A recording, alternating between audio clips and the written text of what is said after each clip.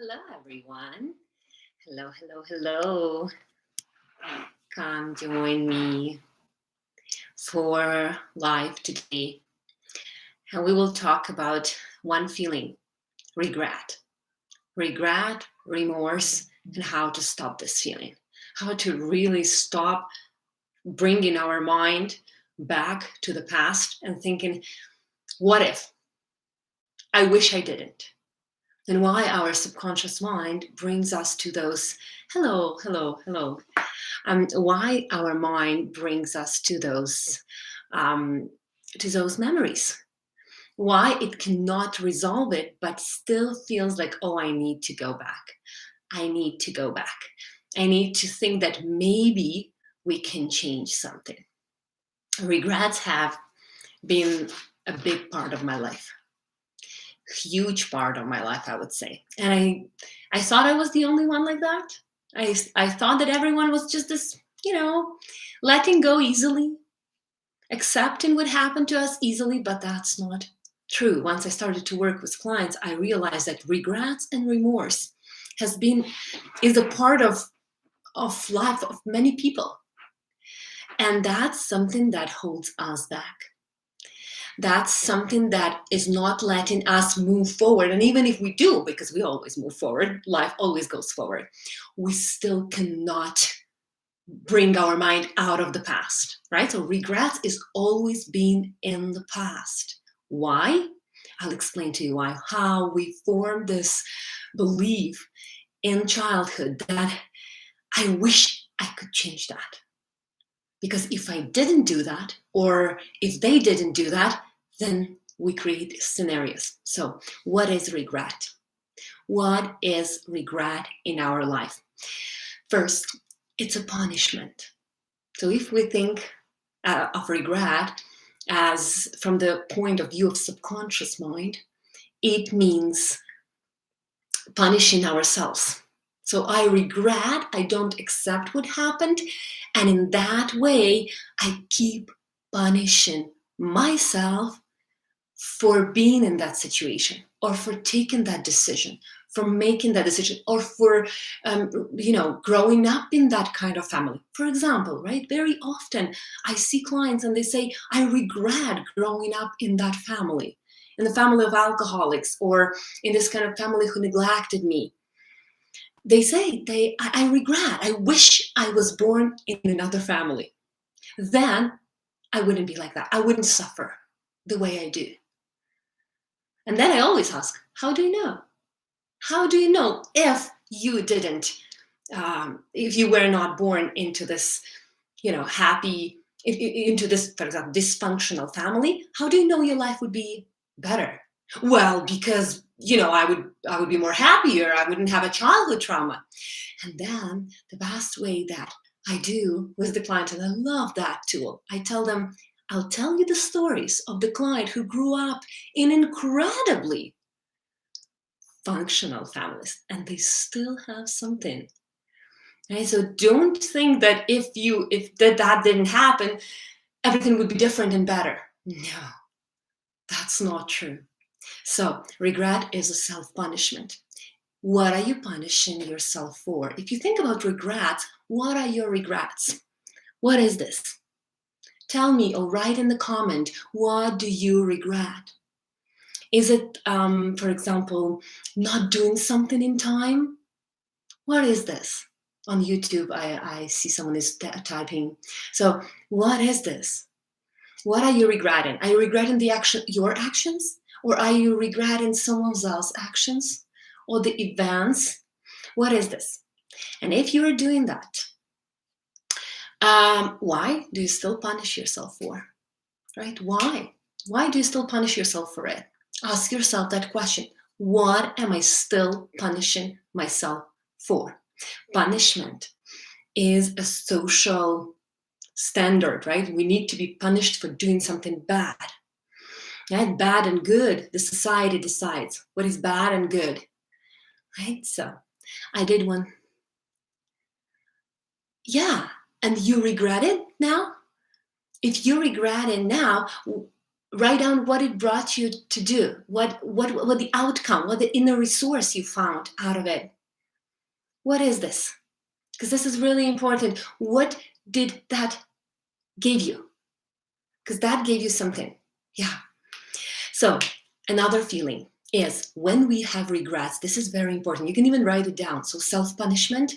And another thing is this feeling of being out of control. So people who love to be in control, they even want to be in control of the past actions. They know they cannot bring back the past. They know it, but they still feel like, oh, I wish I could control it. I wish. It always gives something. Yeah, I know it's hard to believe, but it always, every experience that we have always gives us something. Even the hardest, the toughest one teaches us something. Sometimes it teaches us what not to do, what we don't like, very often. So it gave nothing. It's a very absolute, very absolute phrase. So stay away from it. Try to stay in the middle. Find whatever is holding you back. So feeling out of control. So when we want to control the present and the future, very often, who has the fear of change, the fear of unknown, some phobias, fear of flying, right? Very often we are afraid to lose control. And sometimes we want to control the past as well. And that's why we have regrets. I wish I had control over that. I usually have control over everything. And it depends. So it depends on your situations. Very, very different for everyone. As well, why we have regrets is overthinking. Overthinking is when mind takes control over us. When our mind takes control over us, it starts to overthink and create scenarios, like different scenes, events, how it would be. If I didn't do that, if they didn't do that, if that didn't happen, then I would be much happier now. And you create all of these amazing scenes and visualization of your potential, right, outcome. Yeah, overthinking is when your mind took control over you. Your mind is your tool. Remember that, right? It's your tool. So you use your mind to get what you want. And when you think, oh, I am my mind, then mind is like, okay, then I'm gonna ride you as much as I want. And mind, because of all of the things, all of the images, smells, pictures, everything we hear, news, it's a production company. It's a images, films, movies production company. Our mind, right? When it's out of control. So what is regret? 3 things, right? Self-punishment, feeling of being out of control, even of the past events, and wanting to bring it back, and lots of overthinking because you think about that, because you still haven't let go, right? And I'll show you how to do that, how to think about past events in a different way, so that you turn regrets into appreciation, into like, oh, this is what it wanted. This is why I had this experience. And then you have the light bulb moment. So what events, right, in our life trigger regrets? First, it starts in childhood, when our parents, caregivers, teachers, peers in school start to criticize us. Right? They criticize us. We feel like there is something wrong with us. There is, oh, it means that I'm not good enough. I'm not smart enough. I'm not beautiful. I'm not pretty enough. I'm not put everything you want into that. I am not enough. And then we say, oh, I wish I was different. I wish that we start to have regrets about being the way we are. Right? So criticism is the first core. And a lot of people, by the way, logically, they know that. And I'm sure you do as well. Deep inside, I'm telling you the knowledge that you already have.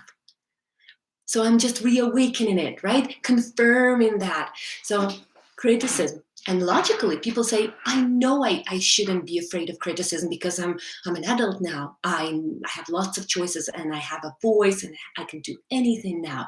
I'm not a child anymore. But the subconscious mind doesn't know that yet.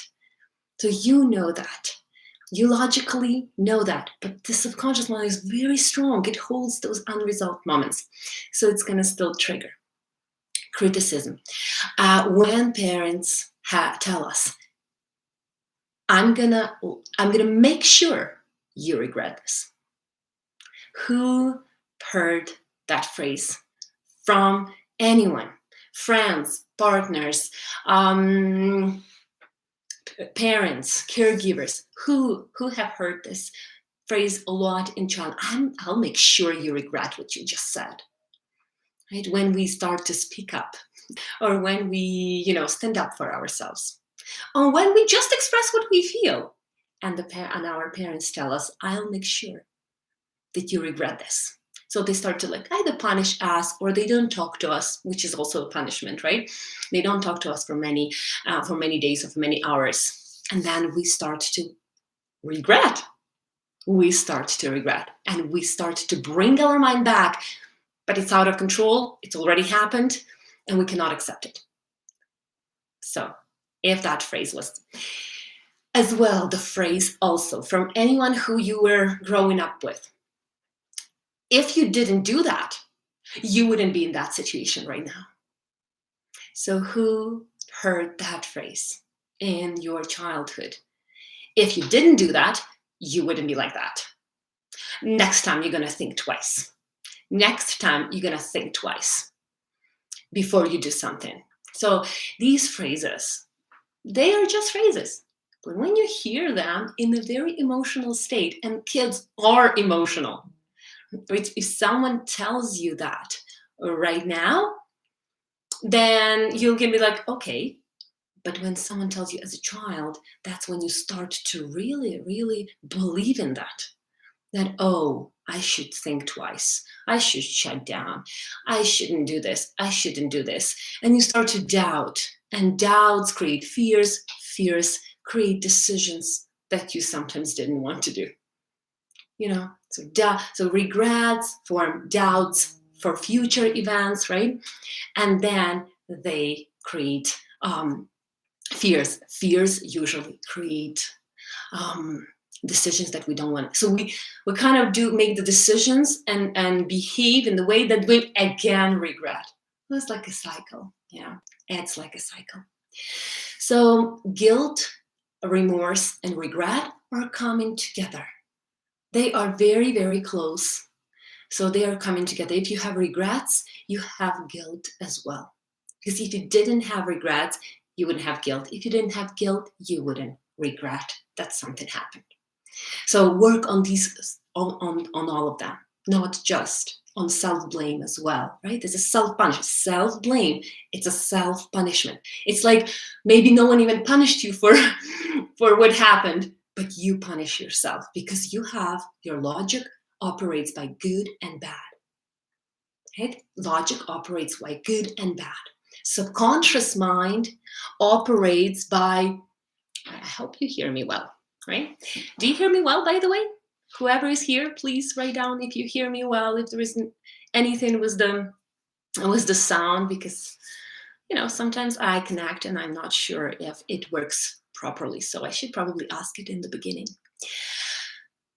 Subconscious mind operates by pleasure. Thank you.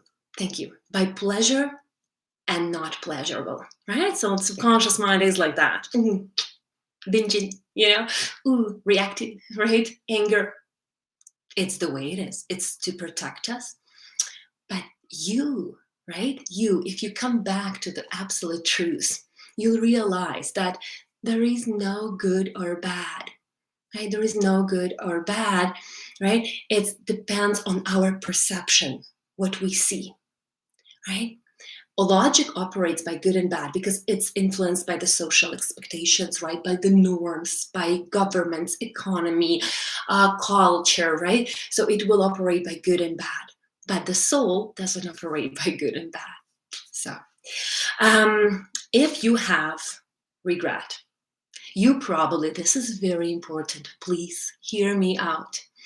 If you have regret, you probably already have a scenario how it would look like if that didn't happen.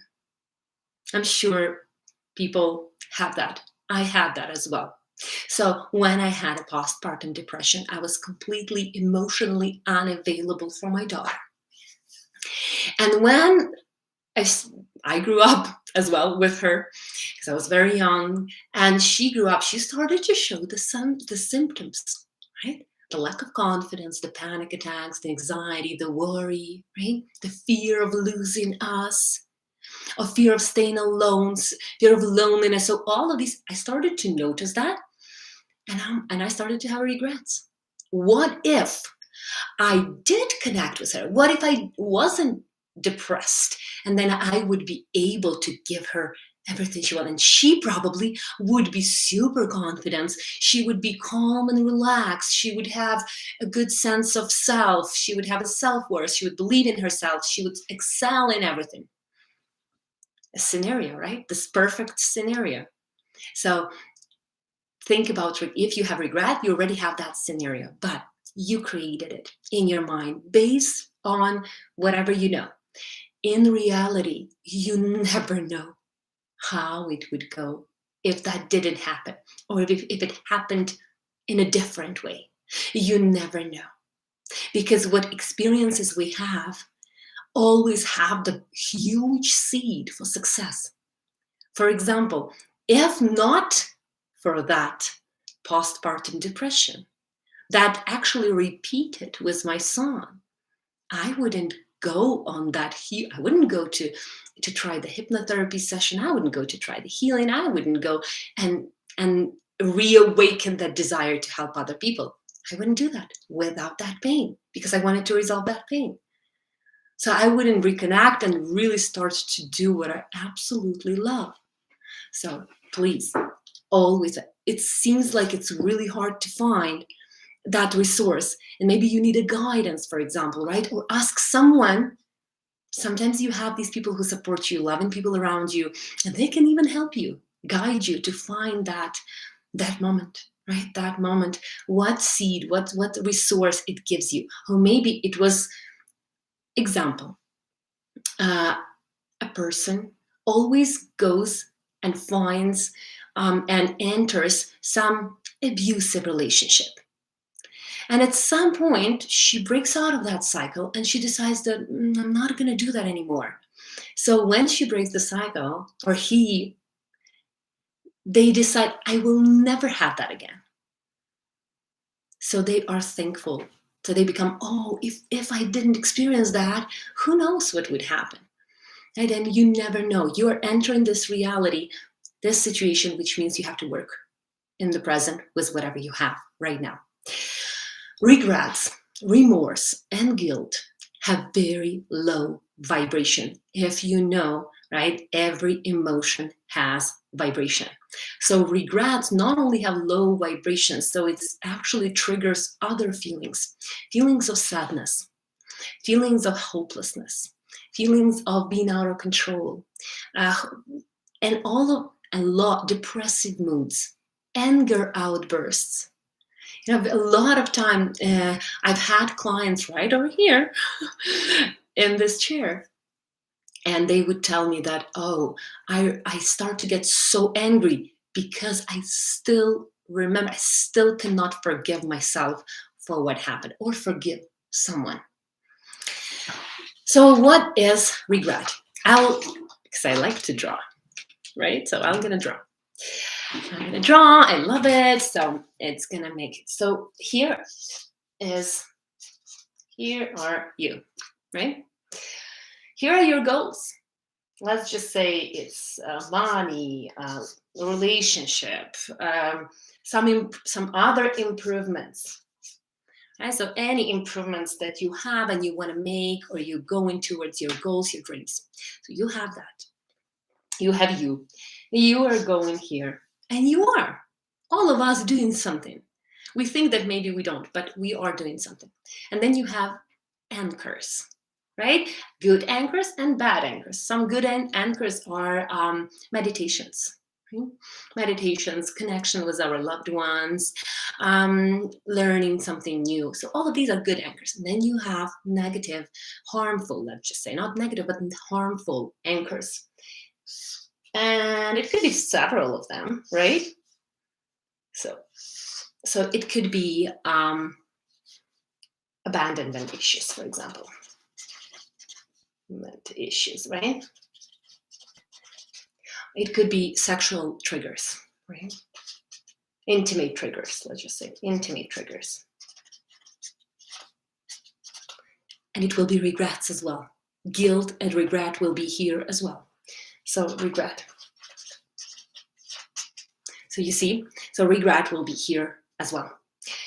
These anchors are pulling you towards your past, right? So your past. So all of them, they're still here. They're pulling you back. So you're slower getting to what you want. So because they are, right, they are pulling you back. It's like you're still moving forward because life always goes forward. But it's like these anchors are holding you back. How often do you find yourself being very frustrated, being absolutely frustrated that I know what I want. I have all the resources to do that. I know I'm capable.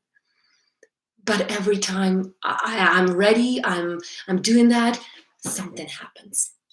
Something happens and it's gone. I'm either self-sabotaging myself, either procrastinate, or I just don't do it because I'm afraid. Or for whatever reason. So, or we are actually, because of these anchors, because of unresolved, let's just say trauma here, right? Which is very similar to all of these. But let's say it could be anything for you. Could be anything. Could be remorse, could be anger, could be guilt, could be so many, jealousy, greed, right? So there are so many anchors that hold us in the past. So imagine you were climbing, hiking. You're climbing the mountain, right? And you have a good physical form, like you're feeling great in your body. And then you're hiking, you know you can do that, you have the capacity, but then imagine these like chains, and someone is pulling you backwards. So you still you hike, you climb the mountains, you work so much harder to get what you want than if you didn't have those chains. And it's not like you can forget what happened. No, we cannot forget. We can only change how we see it. We can only change the perception. So how can you break these chains? How can you break these old chains, right? Because these chains, they are bringing you to the past. What is that past? So a 5-year-old girl, a 7-year-old boy, a 9-year-old who made the decision, I'm never gonna show my emotions, or I need to shut down, I need to please, I need to always say sorry, I need to apologize, over apologizing, right? Who has this? Over apologizing, even for the things that you didn't do, right? Over apologizing for everything, you didn't. That's happened so often. So these anchors are bringing you to your past selves, the younger versions of you, right? The younger versions of you that were unresolved. So the mind is, for example, I'm 35, right? So the mind is 35, but it acts like if it was 7, right?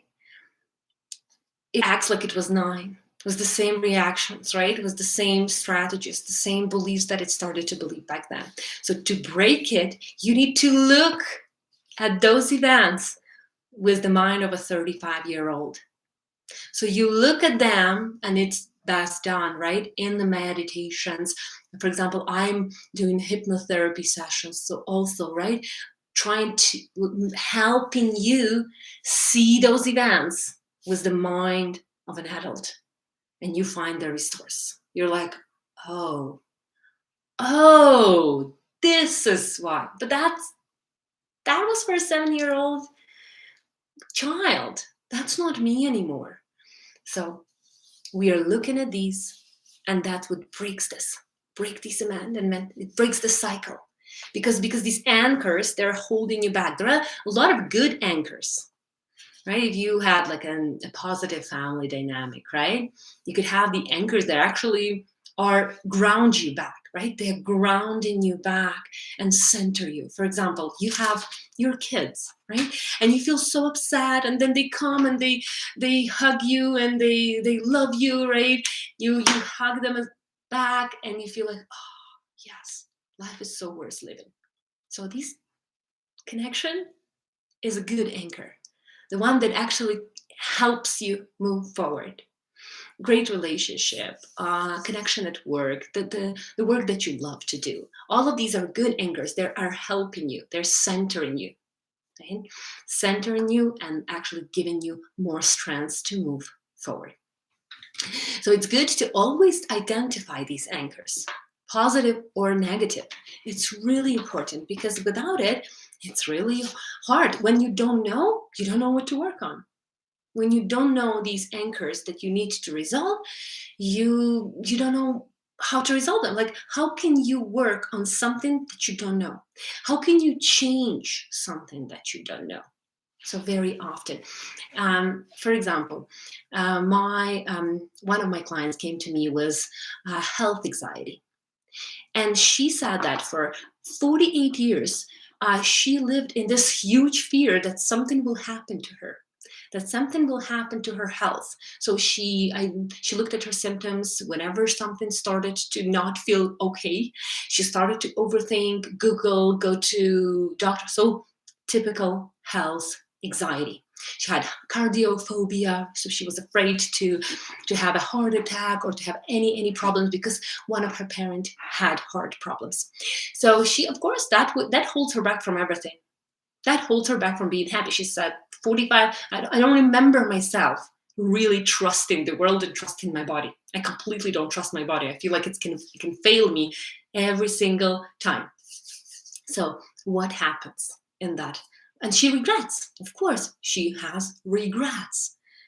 That, why didn't I do that? So she has regrets and remorse, and the guilt of how she raised her kids, because she has 2 kids. So now she has guilt on top of regrets and remorse and self-blame. So can you imagine this whole package? When we go into the session, this is what comes up. So her mom was a nurse, so always very, very worried about her. Very worried. So whenever the client said, "I'm okay, mom. Yes, it's just a sore throat. I'm good. I can handle it, right? It's okay, right? It's not a big deal." The mother, no, this could be something serious. And she would bring her to a hospital or to a clinic. And every time she would do this, the client would feel like there is something wrong with her. Like, there is something wrong. If my mom brings me to the clinic for every symptom, it means something is wrong with me. Right? And she started to believe in that. Mom's intentions were amazing. You see, it's not to blame mom, because mom's intention was to save the child, right? With any means. But the child started to believe that something is wrong with her, but that her body, she doesn't have these inner resources to heal, even from like just a sore throat. So that created health anxiety that was going for decades. And when she connects and she looks at it, she talks to her mom in her mind, saying, "Mom, because you were so worried for me, I understand, but I started to believe. Why did you do that?" And she starts to talk to her mom, and mom answers her, because we are doing that all in this meditative state. And her mom tells her the true story. Her mom reveals, because your mind holds every answer. And that was, and 21 days later, she calls me. She said, "I don't have it. I trust my body. I know it can heal anything I need. And if I do feel bad or I do feel symptoms, yes, I will go to the clinic or to the hospital. But I know that everything will be okay. I trust my body." And she says it opened huge opportunities for her. So always, because she looked with her 45 or 48-year-old mind, she looked at those events and she resolved them. It wasn't triggering her anymore. That happens with so many people.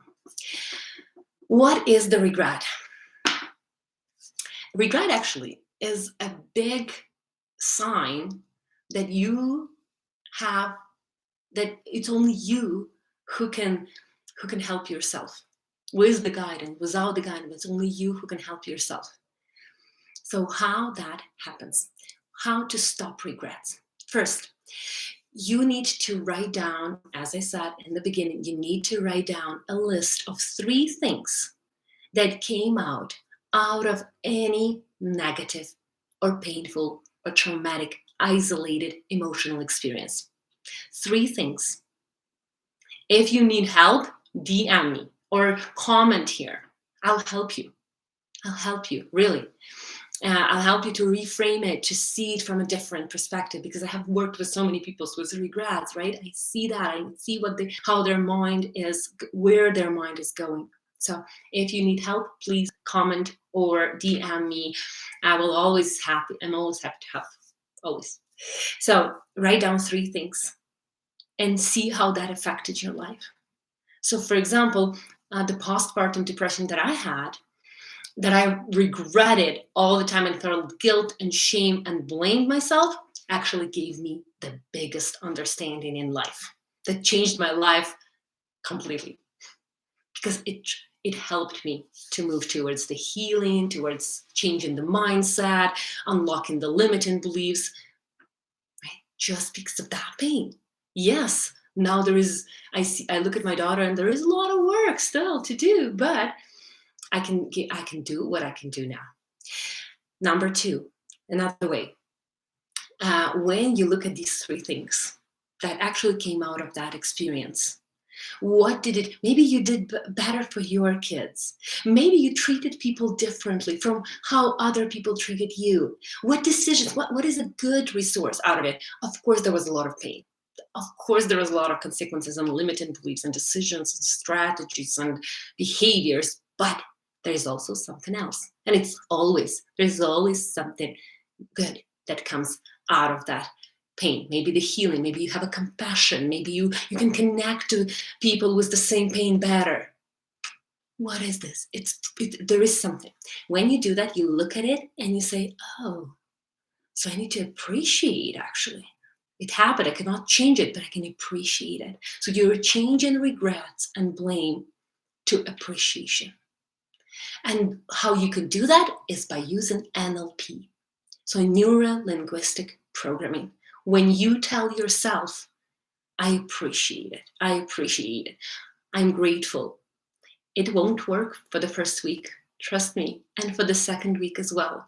But if you're consistent, if you're actually in a lot of pain because of regrets and guilt and blame and self-blame, then I think you'll be okay with repeating it to yourself. Your mind first gets resistant, and then it actually starts to be confused, and new neural pathways are starting to build in your brain. This is science.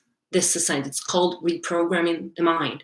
When you tell your mind, even if it's not true, you tell the things that are not, you don't believe in them, your mind starts to get confused. This is how we actually, for example, let's take the negative side of NLP. We can be brainwashed by marketing, by advertisement, by propaganda, for example. You can be brainwashed. Why? Because you're going to be told the narrative that you're going to start to believe. So somehow your mind is suggestible to that. So your mind can be suggestible to positive things as well. So I am grateful, because now what I do is different. I do something better, or I don't do something that I don't want. Right? A lot of experiences that we had in the past, give us this guidance that what we don't want to do, what we would never do. So also, step number 3, and one of the most important one, is forgiving yourself. I once asked my client, if there were 100 people who would told you that what happened to you, right? For example, not your fault, right? Or not anyone's fault, right? That it actually was okay, would you believe it? A lot of people say, I don't know, I still feel this, I cannot forgive myself. I still cannot forgive myself. because it comes from you. Because it comes from you. So forgiving yourself. So let's do the practice. Whoever has the time on YouTube or right here, let's do the practice.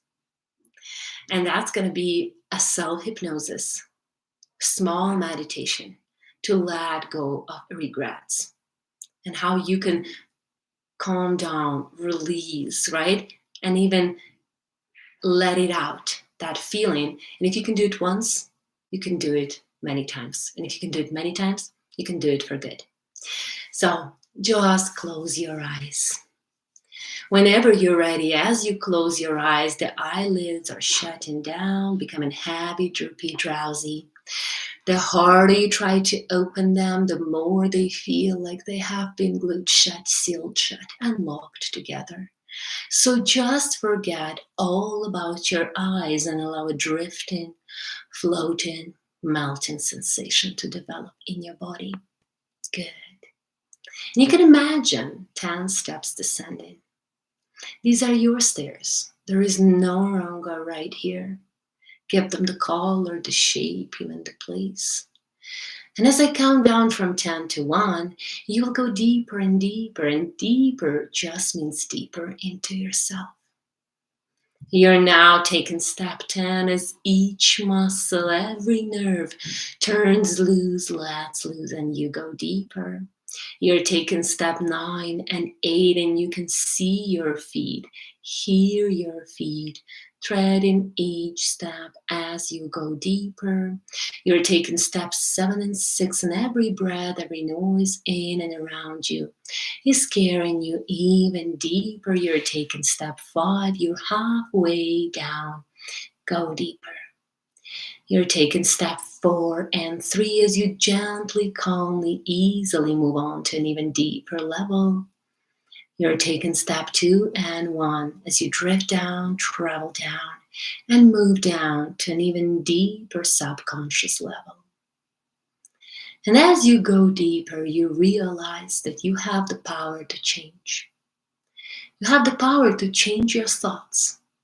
You have the power to change your beliefs. Because you're not a child anymore. You're an amazing, incredible, smart, intelligent adult.